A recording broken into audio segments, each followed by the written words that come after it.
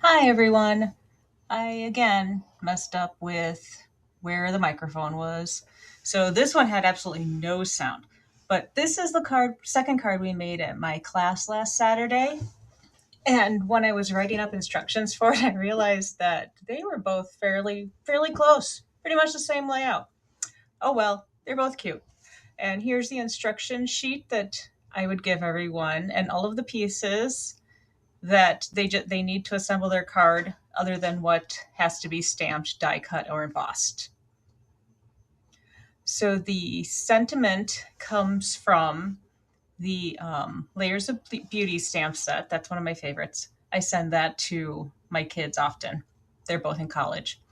And I'm using the long, narrow rectangle from the Textured Notes dies. And this is where I forgot that I need to pull out the pieces for me to stamp, die cut, and emboss. So here we go. So I'm going to stamp using Night of Navy ink, my sentiment on the piece of white cardstock. Just making sure I've got good coverage. Hold it in place for a couple of seconds to make sure it transfers. And then that's a pretty good stamp. I'm going to close the ink pad so I don't get my fingers inky. Bring over the die cut machine, and then I'm going to die cut my sentiment. I tend to do this because I don't stamp straight. And I like the finished edge that a die cut gives.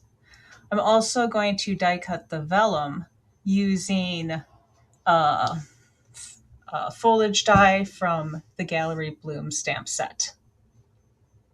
Or die set. I suppose there's also the stamp set, but I'm using the die. We're going to just cut those out.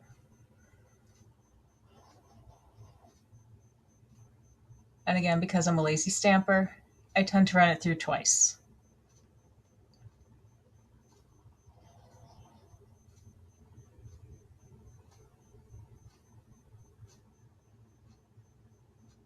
I love the stitched edges that shows.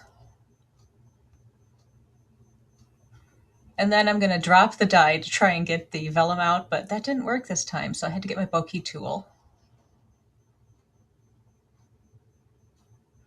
And then there's my foliage. And I can't close my Bokeh tool.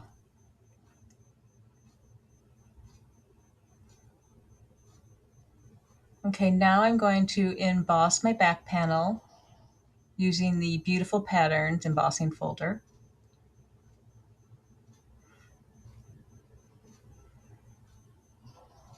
I'm going to line up my cardstock with the line on the front.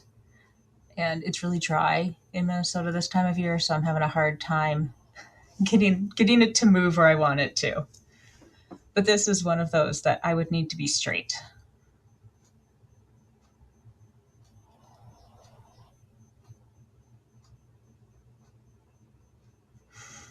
The plate can go through any way you want. I was just actually trying to show the number on the top, but it doesn't matter. And I only put embossing folders through once, or they can slip and you get not as crisp an embossing. Now I'm going to move all that out of the way so that we can put the card together. All of the measurements are on my blog post.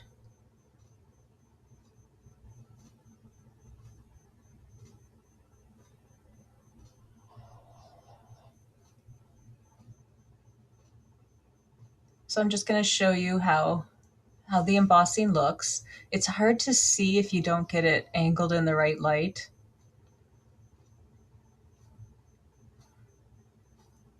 So I often start with folding the card base and looking for my bone folder. I always do a score line and then use my bone folder. I think it gives a much crisper fold. Now before I put the back panel on, I'm going to attach my paper just in case it's too long or too short so I can modify it at this point.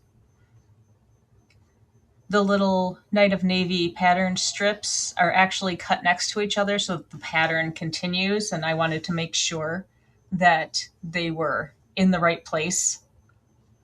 I'm sure nobody will notice, but I notice.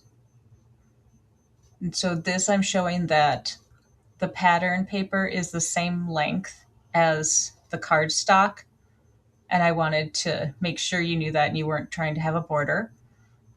And I also am using liquid glue here because I cut these only 1/8 of an inch bigger. I liked the smaller border on them. And in general, I prefer to have a cardstock layer on my pattern paper. I just like how it makes it stand out better. I like to use liquid glue for putting, well, anytime I'm attaching to an embossed piece, I think it gives a much better hold. Okay, now I'm gonna put that aside with a block on it to let it dry and work on my other 2 pieces of pattern paper, getting them on their cardstock layers.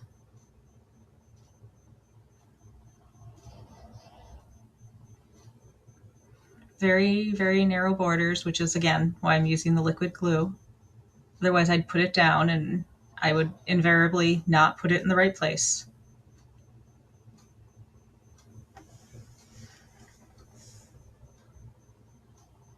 And I wanted the white pattern paper, the horizontal one, to be high enough so that I could center the vertical pattern papers on it.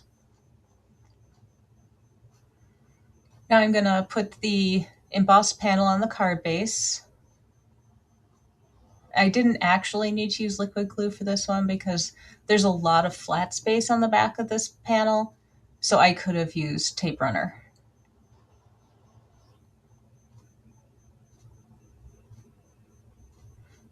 I decided I didn't need to set it aside to dry because I needed to put the panels on right away. So cap the glue, put it off to the side, and grab some dimensionals to pop up my little panels. Still using up the ones that I got from a paper pumpkin kit.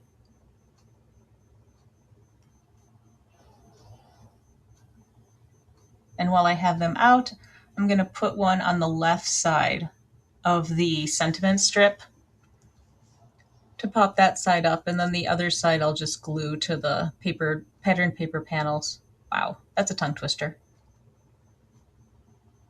I'm just looking to see about vertically if it's centered. Then I'll put the one on, then the second one I will line up with it. I put a very narrow gap in between them. You can make it wider if you want. I just wanted them aligned top and bottom as best I could. Now I'm going to add a little liquid glue to the right side of the sentiment strip so it has something to adhere to the pattern paper. And then add that in. I chose to put it more toward the left because I wanted a little bit of the navy pattern paper to show through on the edge of the die cut.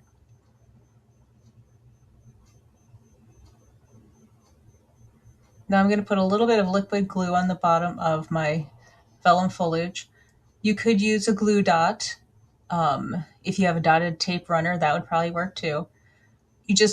Vellum adhesive shows through on vellum, so you don't want to just cover the whole back or you'll see it. Now put that aside and get my rhinestones, which when I pulled them out to use for this, I realized, wow, I'm getting kind of low. So I had to put an order in. I can't remember the last time I bought rhinestones.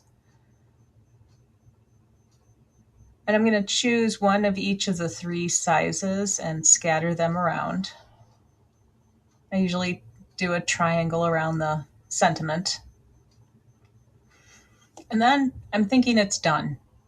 I forgot that I have the panel for the inside. So I'm showing you the card, and then I remember, oh yes, it's a dark card. I like to line those. So I'm going to grab my panel, just put some tape runner on the back of that, and stick it inside my card. I don't usually decorate the insides of my card. Sometimes if I have extra pieces of paper, I will. And I won't stamp anything until I'm getting ready to send it and know who I'm sending it to. So thank you for watching. Bye.